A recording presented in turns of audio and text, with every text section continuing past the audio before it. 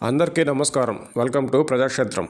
గతంలో హోంశాఖపై పవన్ కళ్యాణ్ గారు చేసిన వ్యాఖ్యలు ఇప్పుడు ఆయనకు రివర్స్ అయ్యే అవకాశం ఉందా అంటే ఇంకొన్ని రోజులు ఇలానే ఉంటే ఉందనే చెప్పాలి. సోషల్ మీడియాలో వికృత పోస్టులు చేసిన వారిపై చర్యలు తీసుకునే క్రమంలో తానే హోమ్ మినిస్టర్గా ఉంటే అంటూ పవన్ కళ్యాణ్ గారు చేసిన వ్యాఖ్యలు ఇప్పుడు ఆయన నిర్వహిస్తున్న మంత్రిత్వ శాఖల పనితీరును ప్రశ్నించే అవకాశాన్ని కల్పిస్తున్నాయి.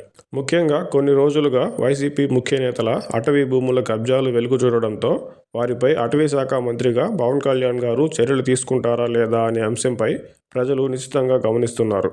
పెద్దిరెడ్డి రామచంద్రారెడ్డి గారి మొదలు సజ్జల రామకృష్ణారెడ్డి గారి వరకు అటవీ భూములను ఆక్రమించారనే ఆరోపణలు, పత్రికల్లో కథనాలు రోజూ చూస్తున్న వేళ వారిపై అటవీ శాఖ చర్యలు తీసుకుంటుందా లేక మదనపల్లి ఫైల్స్ తగలబెట్టడం, రేషన్ మాఫియా వంటి అంశాల్లో రాజకీయాలకే పరిమితమై ఆయా కేసుల్లో ఆరోపణలు ఎదుర్కొంటున్న వైసీపీ ప్రముఖ నేతలని వదిలేసినట్టే ఇప్పుడు కూడా అటవీ భూముల ఆక్రమణ అంశంలో వదిలేస్తారా అనే అనుమానం సైతం ప్రజల్లో ఉంది.